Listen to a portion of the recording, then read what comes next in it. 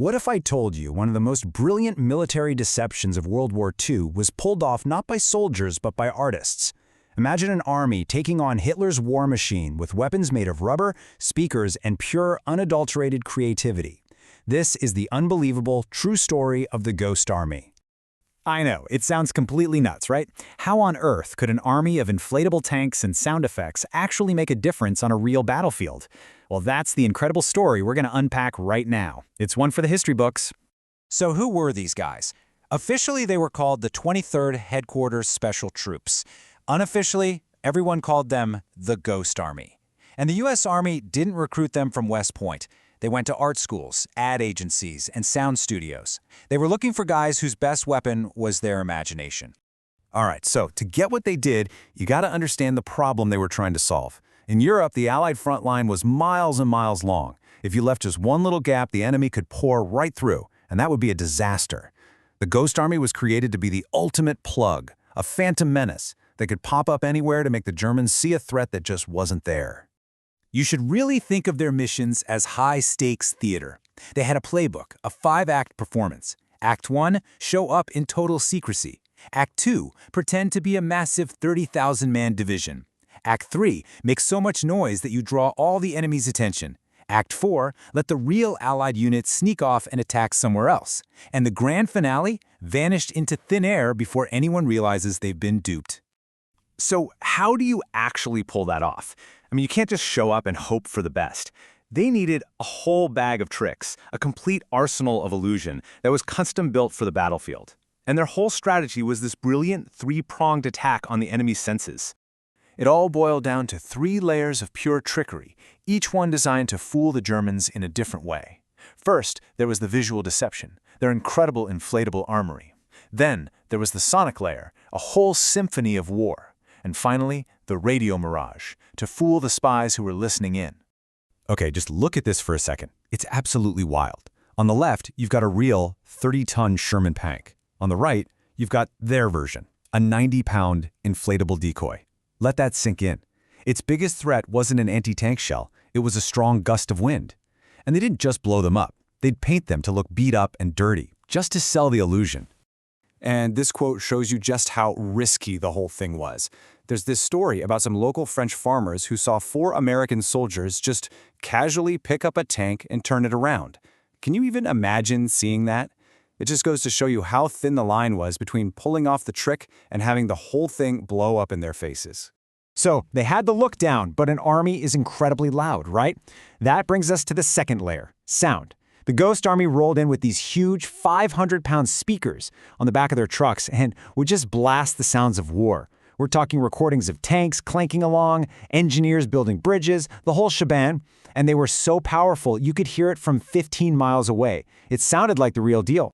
Now, this is my favorite detail in this whole story. They called it the sonic cow.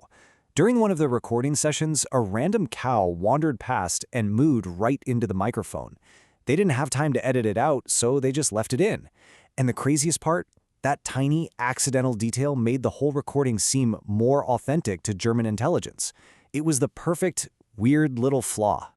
The final piece of the puzzle was the radio mirage. See, every radio operator sending Morse code has a unique rhythm, kind of like their own signature. They call it a fist. Well, the Ghost Army had these master mimics who could perfectly copy the fist of an operator from a real division. They'd then broadcast fake messages all day to keep their phantom army alive on the airwaves for enemy spies. Okay, so they've got their rubber tanks, their battle sound effects, their fake radio chatter. They perfected their act. Now, it was time for their biggest performance of the entire war, Operation Viersen. This was the ultimate head fake.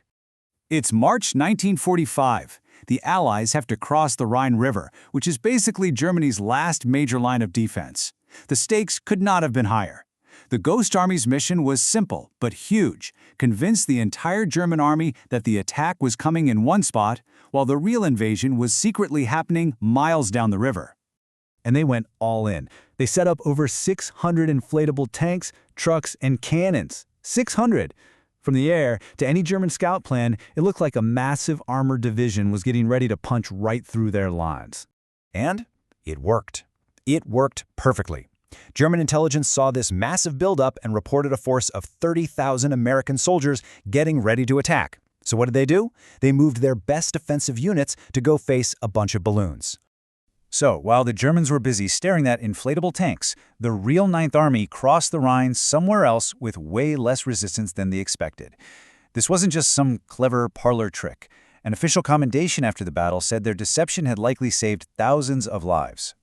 You would think these guys would come home as heroes, right? But after the war, their story just vanished. They became actual ghosts. So why the decades of secrecy?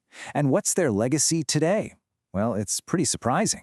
Well, when the war ended, every single man in the unit was sworn to absolute secrecy. Why? Because their tactics were just too effective. The US military wanted to keep them under wraps for potential use in the Cold War.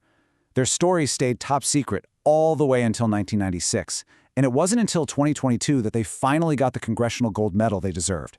And the men themselves? They went on to shape our culture. The minimalist painter Ellsworth Kelly was one of them. He used what he learned about form and shadow in his famous artwork. The legendary fashion designer Bill Blass, also Ghost Army. He took his understanding of camouflage and silhouette, basically battlefield costumes, and used it to change American fashion forever. But their legacy goes even deeper. The techniques they pioneered, that multi-layered deception, became the foundation for modern psychological operations, or PSYOPs. You could say they were the godfathers of the modern information war. And you can see that evolution right here. Back in 1944, their tools were rubber and sound waves, physical stuff. Today, the same exact principles are used, but the tools are AI, digital decoys and deepfakes. The battlefield has changed, but the art of deception is exactly the same. Which really leaves us with one last big question. The Ghost Army proved that truth itself can be a weapon. And in our modern world, a world of deepfakes and rampant misinformation, where anyone can manufacture a false reality, their story is more relevant than ever. It forces us to ask, how do we know who the ghosts are now?